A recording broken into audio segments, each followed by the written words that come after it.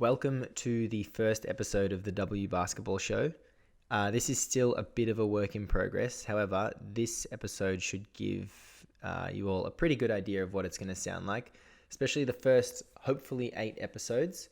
I would love to do an episode with each of the WNBL teams ahead of the November 1 tip-off for the 2023-24 season. And the episode structure will be an interview with the player from each team, talking about whatever we want to talk about ahead of the upcoming season. And then finishing off the episode with WNBA Playoffs chat, which is what you're going to listen to in this episode. First episode, I get to talk to Maddison Rocci of the Southside Flyers, which is pretty awesome. It's a pretty awesome kind of like journalistic career, not as much milestone, but more like, a checkpoint. And then I have my good old pal Marco coming on for the last 20-ish minutes to talk about the WNBA Playoffs. So that is it for me. I definitely probably forgot to say something, but I'm going to cut to me and Maddie now. We are joined by Maddison Rocci of the Southside Flyers. Maddie, how are you doing this overcast evening? Good, thank you. How are you? I'm good. Thank you very much.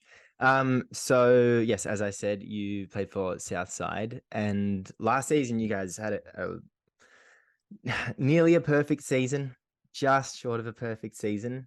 What was the feeling like at the end of the finals against Townsville after, you guys nearly won the league?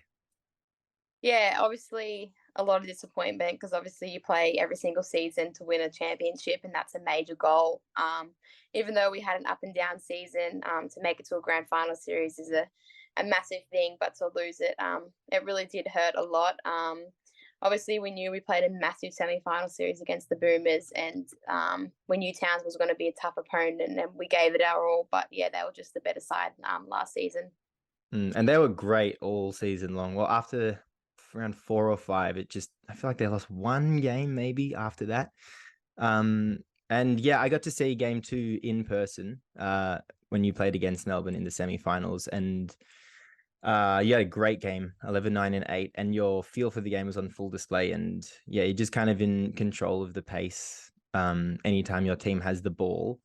But as a point guard who leads a team, and after an off season of so much roster turnover, how do you keep that identity from last season and get it to translate to a new group this year? Yeah, obviously I go to a team my off season to continue to work on those point guard skills. My first couple of years in the league, I played the 1-2 spot, so I never was the dominant point guard. So last season was probably my real shot at being a dominant point guard, because the year before that, when I first moved to Southside, that was my first season doing that. And I think, I just grew as a player being a point guard, and I could just see and feel the game a little bit more. But yeah, I'm super excited for this season to lead a different bunch of players. Obviously, our roster has changed, and there'll be some new faces coming in. But yeah, I'm super excited to get into the preseason to get to work and to be able to lead this team to hopefully win the next championship. And you strived in that role: 13.5 points, 4.5 rebounds, five assists, 46% from the field, and 39% from 3. How did you feel those numbers reflected, or maybe let me rephrase that, do you feel as though those numbers reflect how you felt your season went? Yeah, I mean, obviously, I'm not a big person that will look up my stats after every single game. I always want to win.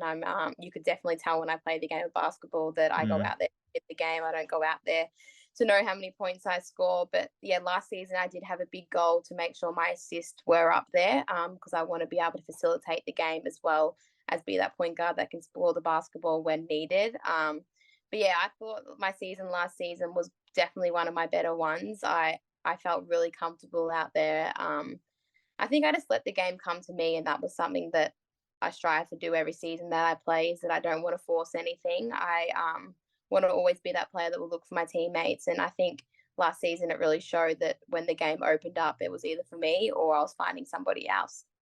And Southside, you guys were able to get the ball going up and down quite a lot in those transition situations. And you just never look rushed. You always seem to be at your own pace. And even when everyone else is like sprinting up and down around you, you're always at the exact right pace in finding your teammates. Is that something that happens kind of through osmosis and experience and chemistry with teammates? Or is that just like, do you know as soon as you get a new teammate if that's something that's going to click with you and that teammate? Yeah, obviously I love to play the style pace game of basketball, but obviously there is that time where you have to play at the two tempos. But when you have the likes of Bet Cole running the wing or Nards who can just fly the lanes, I think I know that as soon as they're going that I can go. So yeah, it depends on your teammate, to be honest. And I just know that with the girls that I have this season that I can definitely push the pace and I'll see them running the lanes pretty much every single time. Mm. And yeah, on your team this upcoming season, having played with someone like Lauren Jackson last season, how do you feel as though that will blend with your roster this season, and namely Mercedes Russell? Yeah, obviously playing with LJ was a really cool experience. I mean, everybody would love to play with Lauren Jackson. She is the goat of Australian basketball, and I definitely learnt a lot of her last season. Obviously, we lost her towards the back end, and I think that definitely hurt us in the grand final series. But yeah, I mean, I've been watching Mercedes play in the WNBA a couple of her games, and I'm super excited to play with her. She's a great pick and roll player, so it'll be really cool to be able to play with someone who's that tall again, which obviously I played with Lauren last season. So to be able to play with someone the exact same. But yeah, the pick and roll game will be super exciting this year. And yeah, in preparing for the upcoming season, when does your team's training camp start if it hasn't already? There was optional started this week, so they had their first session today, and then the official preseason will start on the 25th of what are we now? September, a week 25th. away. Yeah, a Yeah. week away. When will you be joining the team? I will head on the start of preseason, so on the 25th. Yeah. I might pop my head in. Obviously, I'm not on court yet as I had surgery on my meniscus, so I'm just rehabbing a little bit right now. But yeah, I should be good to go when a few weeks into the preseason. Yeah, and having some players with WNBA or who are playing in the WNBA, how far before the season will you all be together? I'm actually not quite sure on that. Obviously, Mercedes' season has finished with Seattle, so hopefully we'll get her over as soon as possible. And our other import, Jasmine. So I'm hoping the start of preseason, but I'm Yeah. actually unsure on that as we haven't got their flight time details when they will arrive in Australia. Yeah, there you go. Well, since the end of the last season, you represented Australia at the Asia Cup and got a bronze medal during that. Congratulations! And you also played for the Southwest Metro Pirates in the NBL one. How do you feel like you performed with both of those teams? Yeah, obviously, playing for Australia is a massive honour and it's a super exciting time. And we got to play on home soil, which was really exciting. I thought my performance grew every single game that I played for Australia. There was times where you just know you have to play your role, and I think I did a good job of that, as well as playing alongside some pretty good players that were able to help me along with that as well. And yeah, my off-season team is Southwest Metro, obviously. Um, we played a very good season. They were average the season before. They were second last on the ladder, so to play in a semi-final series was really cool. I had an awesome coach who helped me along the way as well as playing with some pretty special people. Mm. And not to get too far ahead of yourself of ourselves, and maybe this is wrong with me, but do you feel as though you have Opal's prospects ahead of the Olympics? And I know that the Opals are stacked right now. Yeah. Yeah, I mean that's my goal is to make the next Olympics, and I mean I'll put my best foot forward, and at the end of the day it's not really my decision in the end, Mm. but yeah, I mean that's what I've been working towards. Obviously missing out on the last Olympics and then the World Cup was super disappointing. So yeah, my goal is to make the next Olympics and I really hope I do. So we'll just see what happens. Mm. Well, you fit the mold. You got the toughness, the being able to control the pace. So good luck with that. Thank you. And yeah, in those and since the end of the last season, playing for those two teams, how will you use what you achieved with those two teams and integrate it with Southside this season? Yeah, obviously, in my off season, I love playing in Brisbane because I just have the best trainer. Like I just feel I'm always fit when I play there. I can play minutes in the game. I had a team this year where I was able to facilitate. I had good players that were able to score the basketball. I had a great coach. So to be honest, before I had my knee surgery, I was feeling really good and I was super excited about the WNBL season because I thought that I just carried on and I was getting better and better every single game that I played, especially in my off season as well, of my back end form of WNBL. But I mean, I think it's just a minor setback, and a meniscus surgery isn't really nothing that is going to stop me from coming Mm. back. I hope that my form does continue from what I had done in my off season. And like I said, I really want to keep my assists up. So in my off season, I really did do that. I averaged, I think, 7 assists a game, which was something that I always set my goals to. So I hope that I can carry that over into the WNBL season. Yeah, and with recapturing that form you had at the end of last season, do you feel as though that'll be more of a mental or a physical thing for you? I think more mentally, to be honest. The game of basketball for me is super mental. I know that I have the physicality. I know I'm strong. I know I can play basketball, but at the end of the day, it's what goes up in your mind is what's going to help you perform on the day. And I think if I can keep myself mentally strong, yeah, I'll be able to perform well the next season.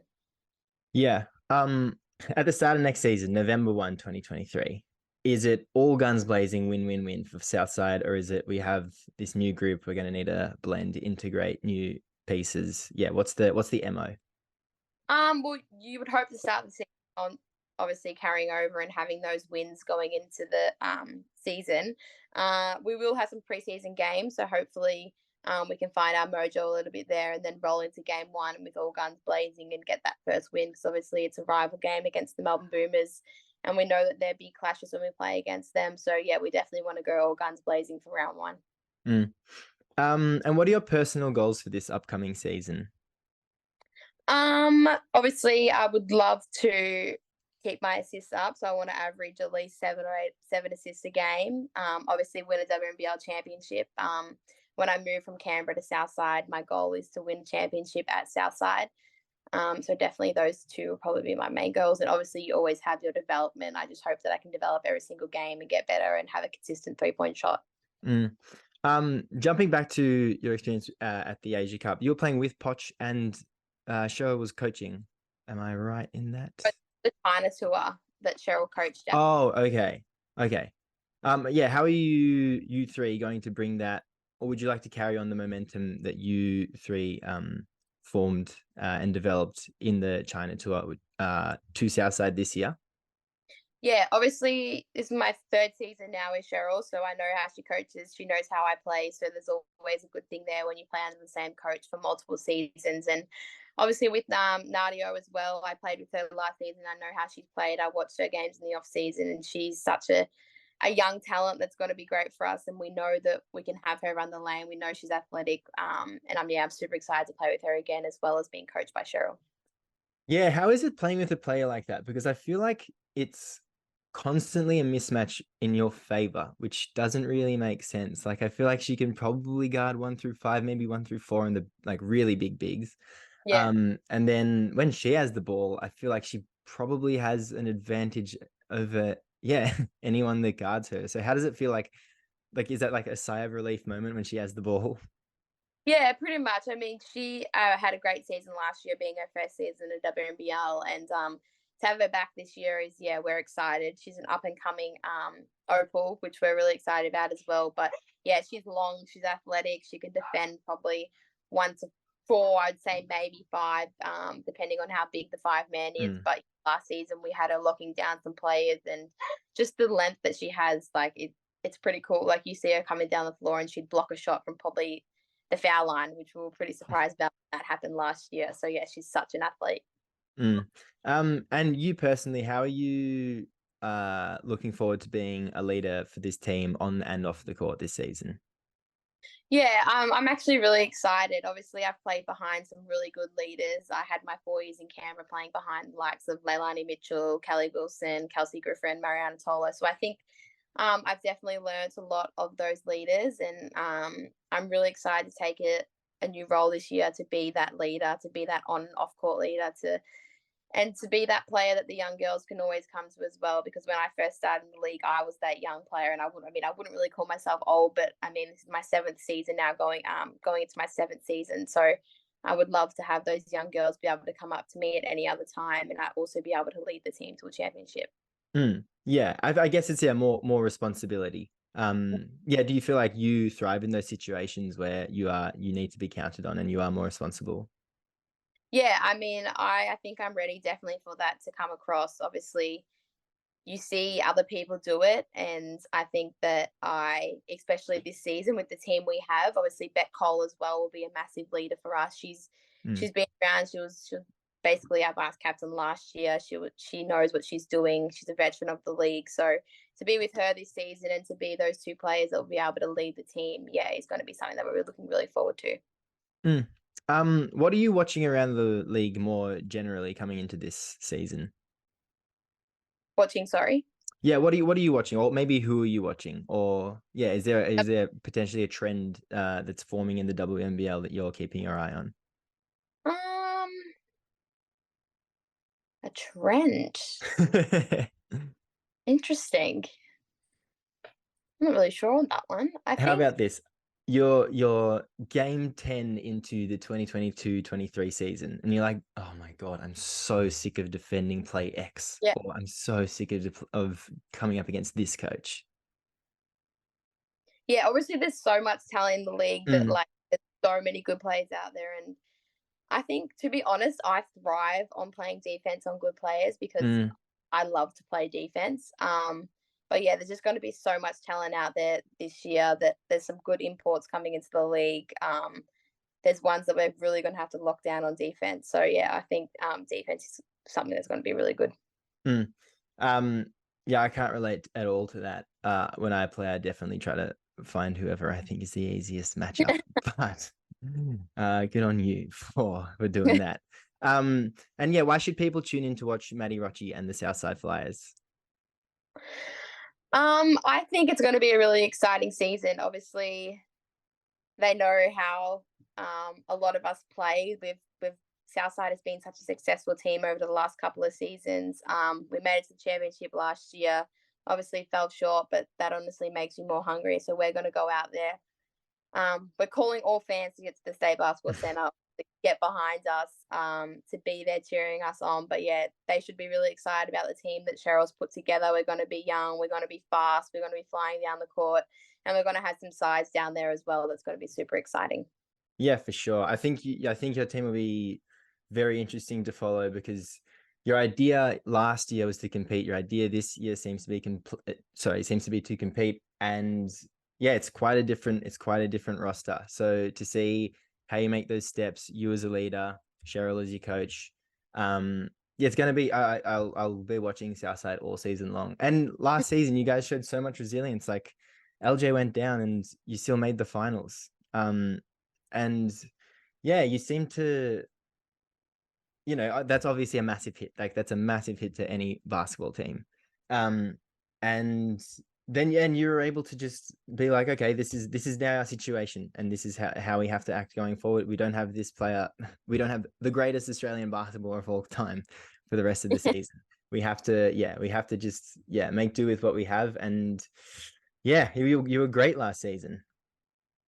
Yeah, obviously, yeah, our team did have lots of ups and downs last season. We had 3 season-ending injuries, which goes to show the resilience that the team did have and the fight and the desire to win and to make it to that championship game.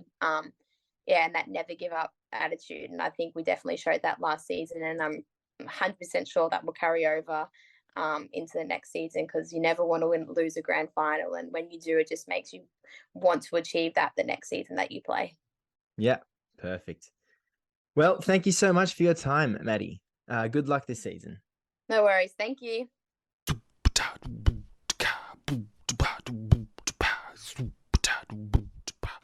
So we're back after a great chat with Maddie Rocci. I am now joined by someone who's been a co-host with me for nearly 3 years Nearly now. 3 years. Yes. Wait until you're introduced. We have potentially a lot Sorry. a lot of first-time listeners. Am I doing this wrong? This is my first podcast. Marco.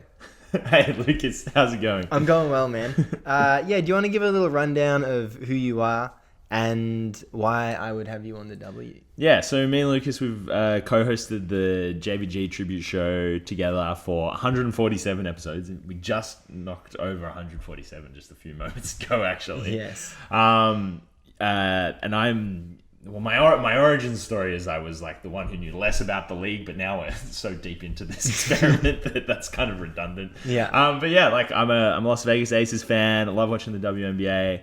I was in the crowd when Lukas was reporting on the Eurobasket in Slovenia this year, so I'm always there cheering in the stands for him and women's basketball. Yeah.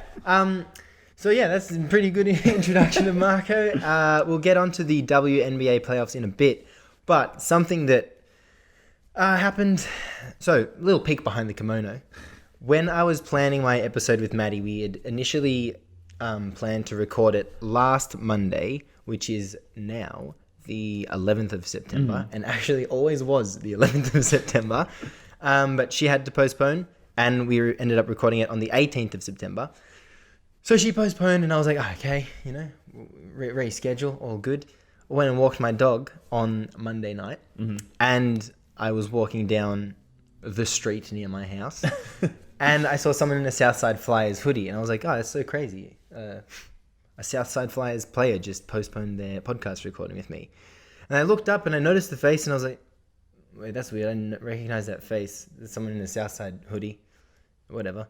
And then I walked like 5 more steps and I was like, oh my God, that's Cheryl Chambers, the Southside Flyers coach. And I was like, that's crazy.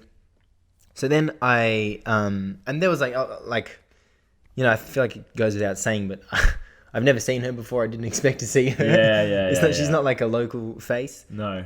Or at least to me. So then Maddie and I recorded on the 18th of September.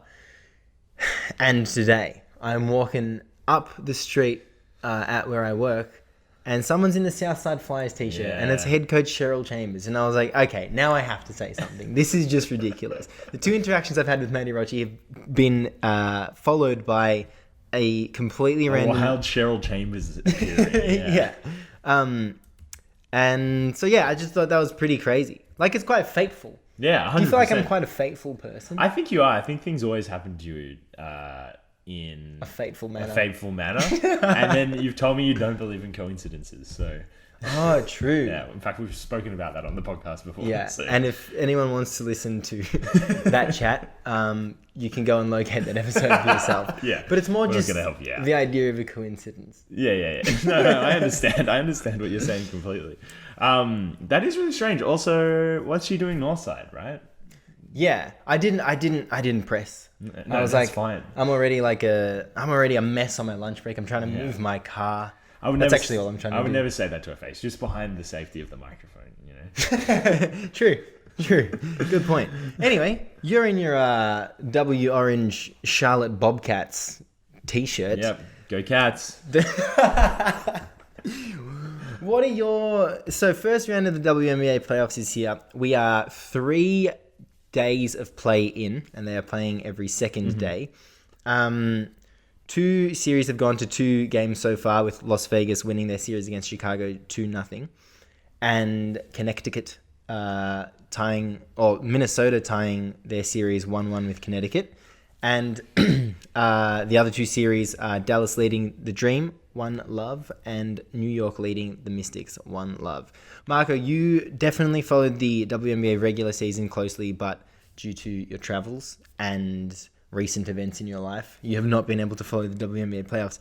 I, however, have. Oh, that's great. That's fantastic that we're in this situation then. So you can tell me all about it. Oh, what would you like to hear about? Well, should we start with one of the more interesting series then? The Connecticut Sun and the Minnesota Lynx, which is going to go to a deciding game 3. Yeah. So tell me about it. Oh, there you go. Really wasn't expecting you to finish just there. Connecticut won game 1 pretty handily. Minnesota definitely didn't like quit by like any stretch of the imagination. But yeah, Connecticut looked really good in game 1. Beck Allen looked really, really good. She was very handy. Alyssa Thomas, look, I think maybe I should start with that. Alyssa Thomas is the best player in this series. Yeah. Nafisa Collier has had stretches where she looks fluid and she looks great, but Alyssa Thomas is just like, she's playing her own game and she's completely unfazed by whoever's in front of her. She's locking people up. Like, she is seriously clamping down on people. And then she's running in transition. She's playing as a dribble handoff. Sorry, she's operating as the person doing the handoff in a dribble handoff. She's finishing pretty well. That one-handed push shot that we've all done a full 180 on and learned to love. She's kind of like cash with that as well. And yeah, Connecticut more broadly looked just like, it looked like it was going to be a 2-0 series. But Minnesota looked incredible in game 2. I should have got the box score up before. But I think they moved Bridget Carlton into the starting lineup. Here's one I prepared earlier. Yes, Bridget Carlton came off the bench in game 1 and she started in game 2. I think this was a pretty big adjustment. Yeah. Again, box score doesn't really match the eye test. Oh no, I'm completely wrong. Sorry, Bridget Carlton finished the game on the court. And they subbed her in at a very pivotal moment at the very end of the game. And she hit a massive 3 at the very end of the game as well. But Minnesota just completely turned. They just controlled this game from the very beginning. And Doka Juhas, the center for Minnesota, again another player where the box score just really didn't reflect the impact she had on the game. In that first quarter, she was just like everywhere. I mean, like 6 points, 5 rebounds, 6 assists. You look at that and be like, oh, it's pretty good number of assists, but like kind of a whatever game otherwise. But she was like impacting every single play, copping bumps, giving them, and it just felt like she had her hands on every possession and she was going to contest every shot. And there was just a level of desperation from Minnesota that I just feel like sports teams that have their backs against the wall, it's hard to like bring that to the fore. But Minnesota did a really good job in game 2 and game 3, or any win or go home game. Anything can happen. Yeah, anything can happen at all. 100%. Yeah, I mean, this Connecticut team is still so fun. Like, they've just had such a fun season. When you really thought they should have regressed, losing, their MVP. But I mean, just looking at this doesn't look like a great matchup for them. Like, it's one of those ones where like Minnesota obviously like the weaker team, but like maybe have like a bit more size and things that Connecticut might struggle to deal with. And evidently, like it looks like they got out rebounded in that game 2 loss. But yeah, I mean, prediction for game 3, you think Sun just take it home? The Mohegan Sun is a fortress. I need to just look at one thing first, which I told myself I was going to look at before the game, but it was the rebound count. Because in the first game, Beck Allen had 4 offensive rebounds. I think 3 of them were in the first quarter. And I think setting the tone has been a theme of this series, and whoever wins the rebound count has won each game, even if it is marginally. Yeah. Well, I guess it's not marginally. 35 rebounds versus 30. Yeah. As a percentage, that's about 16%. Yeah. 17%. You're good at 7 fractions. 30 doesn't divide by 7. 30 and 35 though. Well, it would be 5. Oh, I should just do 5. Yeah. Oh, then it's 6 divided by 7, which is 83%. Which is 16, which is what I said. 17, which is what I said. Exactly. I should never doubt myself. Anywho. Look, and this is also with the AFL Finals. If I'm making a tip for a final series, a playoff series, at this point in my life, I've seen enough. I'm going to make what I think is the safer pick, and I think that the safer pick for this series is the Connecticut Sun. But yes, I think the story of this series has been first quarters, who can set the pace and who can kind of establish themselves on the glass and then maintain that throughout the game. Yeah, nice. Well, should we move on to the other series that's gone to 2 games? And Yes. therefore finished. The Las Vegas Aces versus the Chicago Sky. The Lavases versus the Sky. What do you want to know? Well, I mean, I have watched some highlights from this game, both of these games, and yeah, I mean, the Aces have had the most dominant season in WNBA history. Yeah. Is that translating into their playoff performance? Yes. So Right, a 28-point win in the first game, and I hadn't seen. I reckon I watched one Aces regular season game this year. I was also traveling. To any first-time listeners, and I don't know why I was shocked, but like it was just like Chelsea Gray. Man, that mid-range is never going to miss. Yeah. But yeah, crazy. a 28-point win in the first game. Sorry, let me get 22 point. Here's one I prepared earlier. Yeah. 22-point win in the second game, and a dominant Asia Wilson performance as well. Yeah. Yeah, this team is. I mean, they were the favorites before the season started. I haven't checked, but I would assume they're still the favorites, and they would be my pick to win it all eventually, and you get to go back to back. Bandwagoner.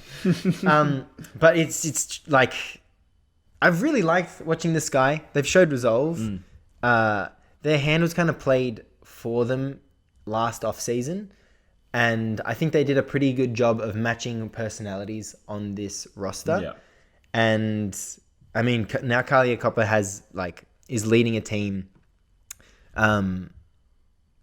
where in seasons past, like they were just so stacked that it was more of an alternating role, and she's really just been great. Yeah, 100%. As the leader. Yeah.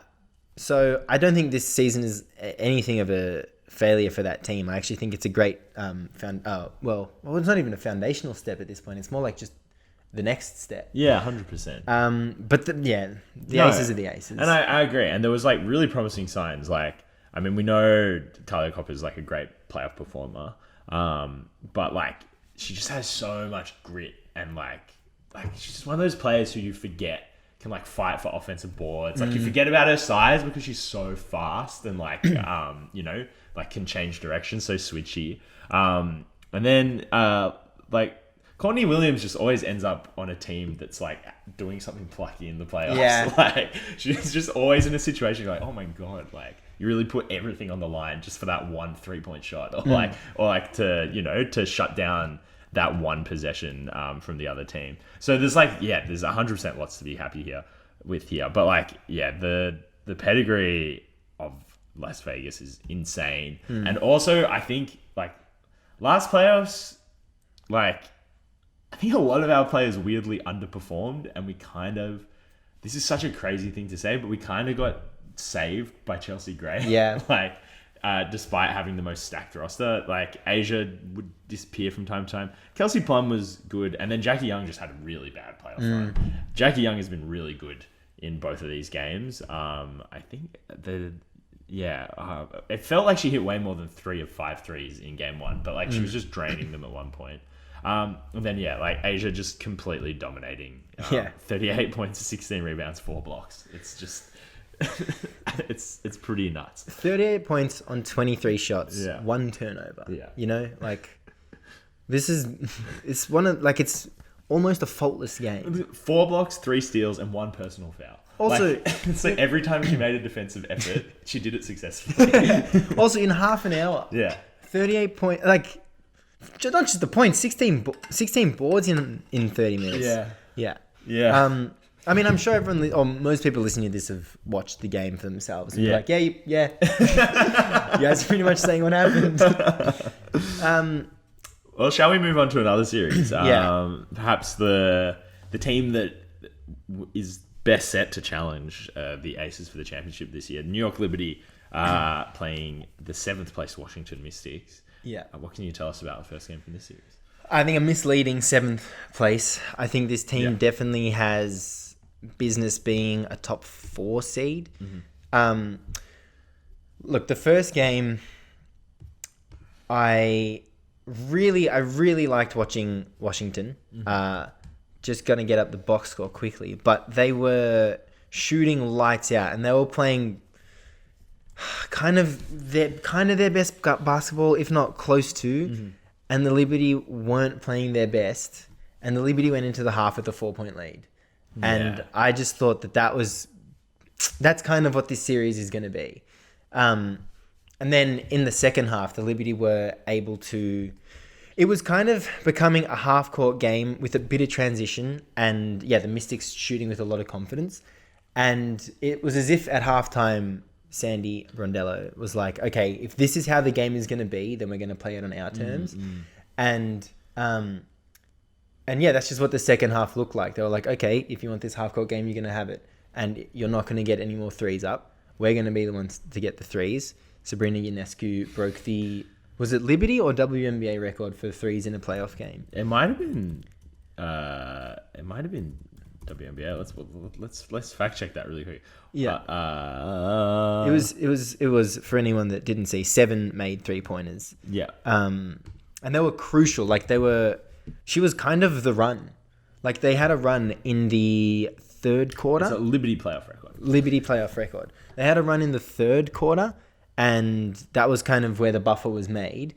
And it was kind of hurt. Like she was the run. Yeah. Brianna Stewart, 10 points on 16 shots. That just feels like a typo. Yeah. Even though the Mystics did a really good job of defending her through the regular season as well, especially their last game. Which was the last game of the season. With all that considered, I get the feeling that Brianna Stewart won't...